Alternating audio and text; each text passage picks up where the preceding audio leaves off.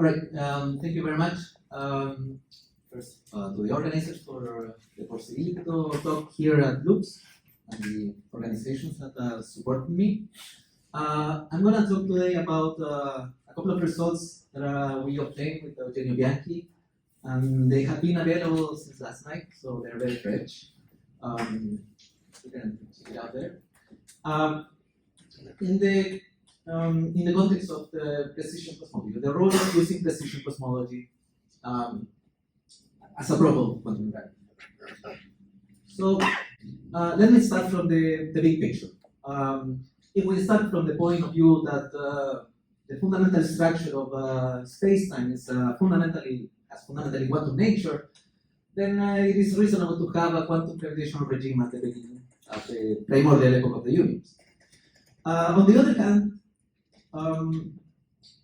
the previous epoch of inflationary accelerated expansion of the universe previous to the hot Big Bang,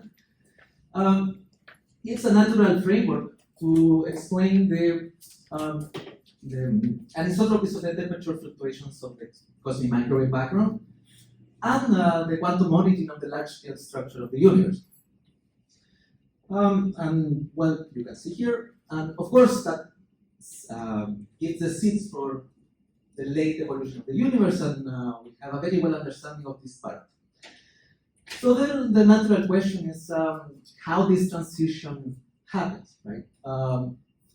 Particularly, how do we want to take care of pre-inflationary phase, for example?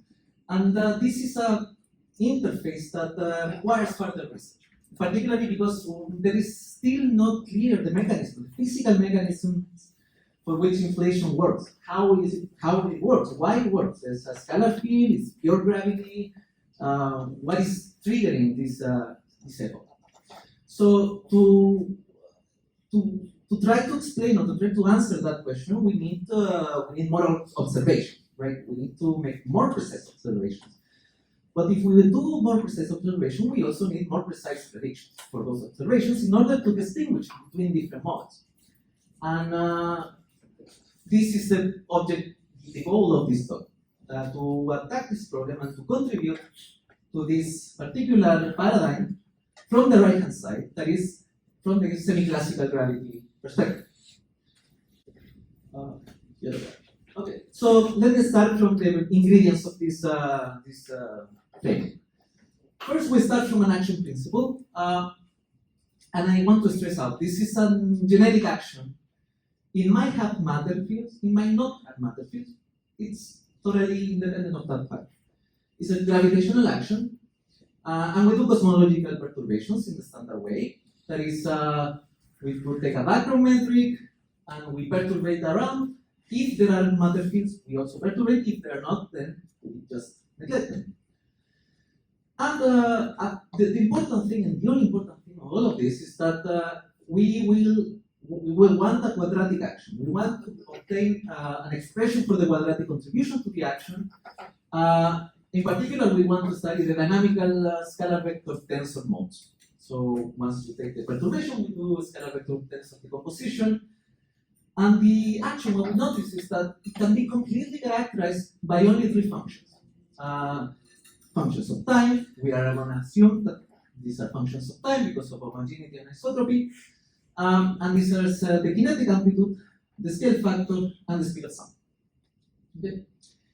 To compare, for example, with the single scalar field, the speed of sound is trivial in the standard single field inflation.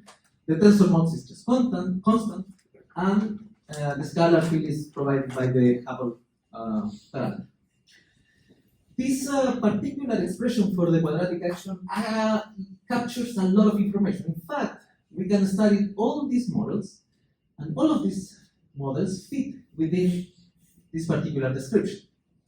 We can have K-inflation, Starobinsky, Gauss-Bonnet with scalar field Chern-Simons. No, I don't want to tell you why, but all the others also we can study with the inflation, effective field theories, and particularly the Weinberg's approach to effective field theory of inflation, under the assumption that we are going to preserve parity, the symmetry parities.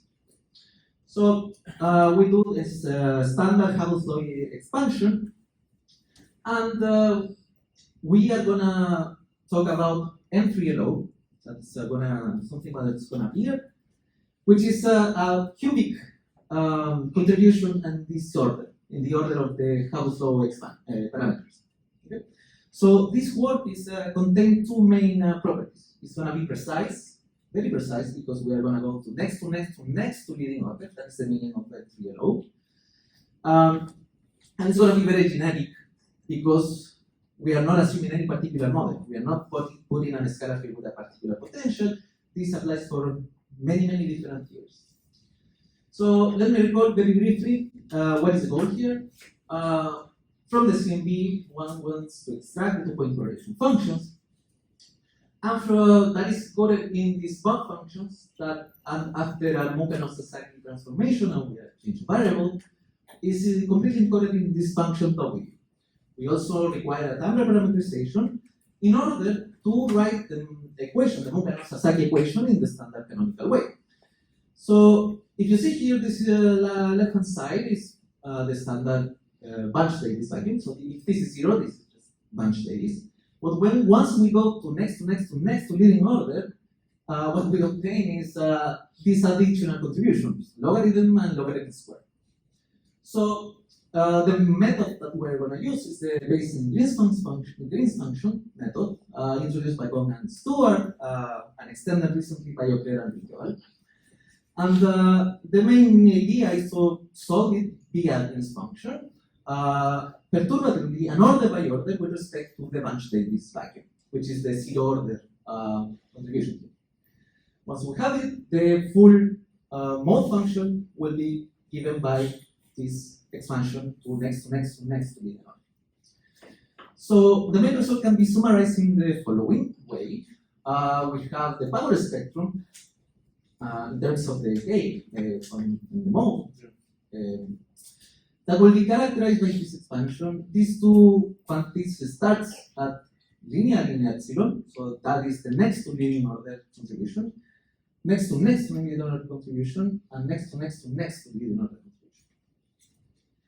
And from this expression, from the whole expression, we can extract the features of the power spectrum. That is the amplitude, the tilt, which is logarithm derivative, the running of the tilt, and the running of the tilt. And this represents the most generic way to extract the power spectrum and the features from these models that we are considering.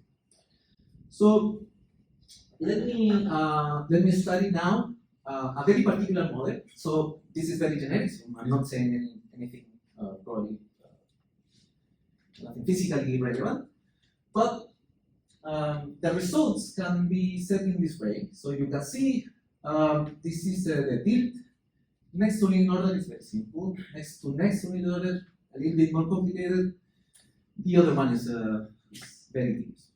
It's a very tedious calculation, but you can obtain, and the analytical expression are reported in this work that we are presenting. As you can see, all the information is encoded in H, Z, and Z, and the epsilon factors for each of these functions. Now, let me consider the Starovsky model. Why? Because it's a very interesting model. It's purely gravitational, and usually the literature what people do is that they do a field definition to make it as a scalar field with a particular potential.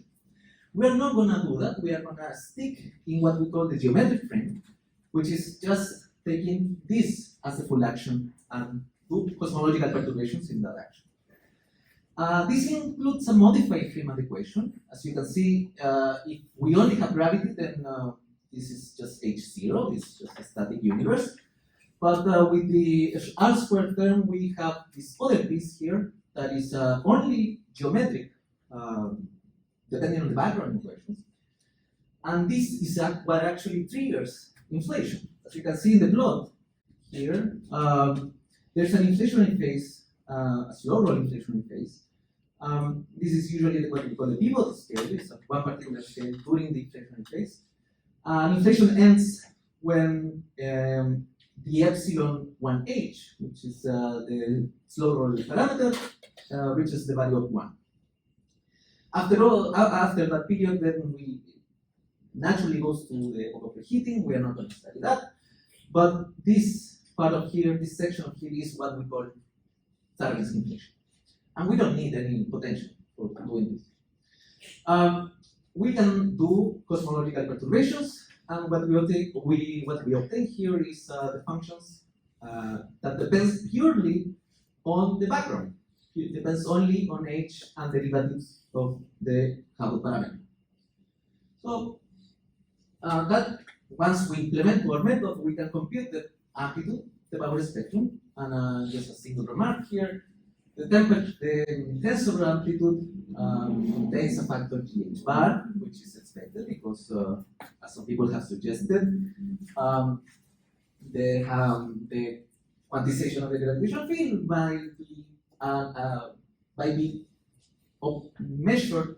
If we measure the tensor modes, then we will measure the gravitational field. It will be a measure of the quantization of the gravitational field, but it also happens that the scalar field in the Starobinsky model contains also a GH factor, so that might suggest that if we assume that the Starobinsky is a true model of inflation, then it's a suggestion that the quantum aspect of gravity has been already measured. But more than that, let me explain this plot first. This is a tensor to scalar ratio, that is the ratio between the tensor modes and the scalar modes with respect to the scalar spectral index, the scalar tilt.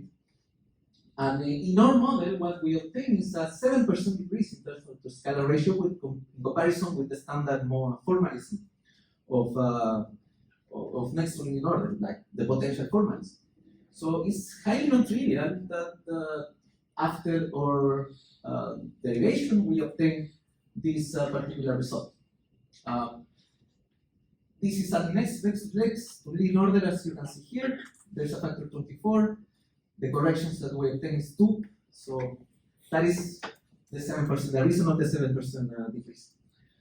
We also can see the deviation from consistency condition is a next to in order correction, and this already has been constrained by Planck and by LIGO, as you can see in the plot. This is the way in which you can see the deviation from consistency relation. And this is a Starobinsky inflation now, the running and the running of the running, that are the quantities that you can compute only if you go to next to in order, and the constraints are very high, but